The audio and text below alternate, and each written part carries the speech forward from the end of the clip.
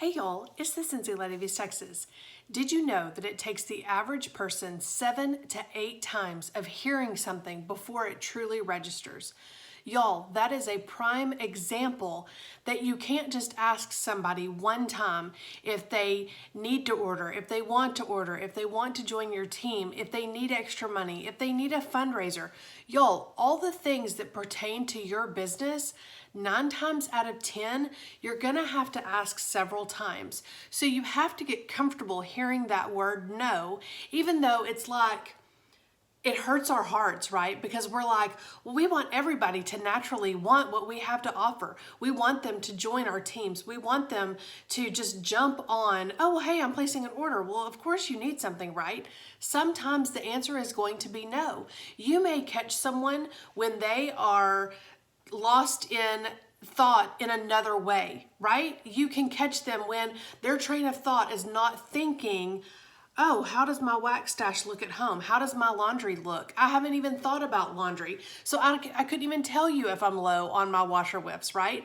When you catch people, their mind could be elsewhere and they're thinking, oh, I've got to focus on getting through hosting the next party or hosting, whatever, or they're thinking I've got graduation coming up or the next holiday or whatever. They can't even compute thinking about hosting a Cincy party, right?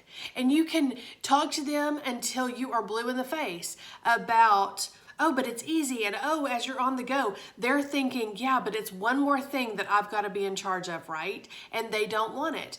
But when their schedule clears up, if you were to go back and have that conversation again, they're like, oh, well, of course I want to do one. Of course, because their schedule is a little more free. Y'all, we can't take it to heart when people tell us no. We're not being pushy. We're not being salesy. We're not being whatever. When we follow up with people, that's simply what you're doing, is following up. If your customers love the product, and you know they do because they are your customers, then all you're doing is just saying, hey, just wanted to put a bug in your ear that I have an order going in. Or, hey, I just got a set of testers back. If you want them, let me know.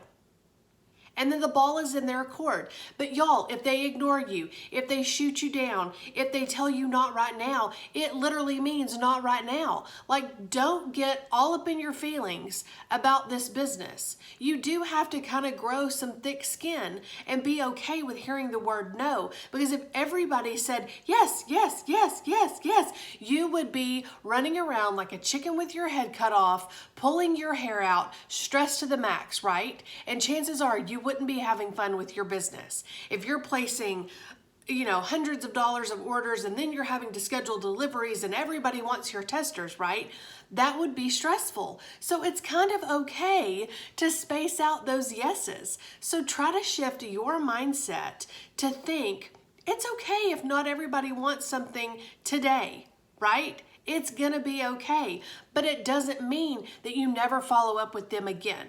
Just because they told you no today doesn't mean that they're not stressed because they have something going on in their personal life that you're not aware of. They could have a sick child, a sick parent. They could be trying to figure out how to pay their electric bill. You don't know everything that's going on in somebody's life. So when they tell you no or not right now, it gives you a reason to follow up with people.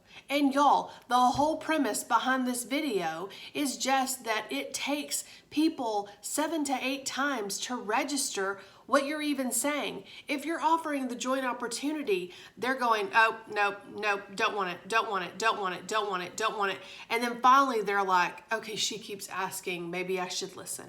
And then you do, and they do, and then they're like, oh, well, yeah, of course I could use extra money because I found myself in the position where I had more month than money last month. And so, yeah, extra money would be nice. And then the light bulb finally goes off for them, right?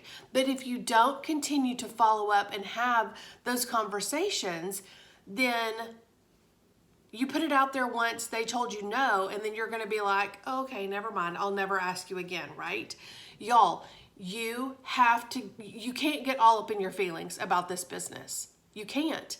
You can't take everything to heart. You can't take it personal. You just have to keep following up and keep being diligent and having those conversations, letting people know how you're working your business, what joint opportunities we have, what monthly specials we have, what LTOs we have. Y'all, there are so many reasons for you to follow up with people. And again, you're not being pushy, you're not being salesy, you're just letting them know and keeping them in the loop, because that's what a good salesperson does, right?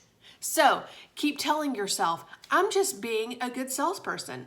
I'm just doing my due diligence on offering my services. And one of these days, they're going to take me up on it, right? And so if you shift that mindset, then you're not going to get all up in your feelings, and you're not going to constantly feel like nobody wants my stuff, nobody wants to join my team, right? So y'all, shift that mindset, keep following up, and always remember it takes 7 to 8 times of somebody hearing something for it to register. Get out there and stay positive. Y'all have a good one.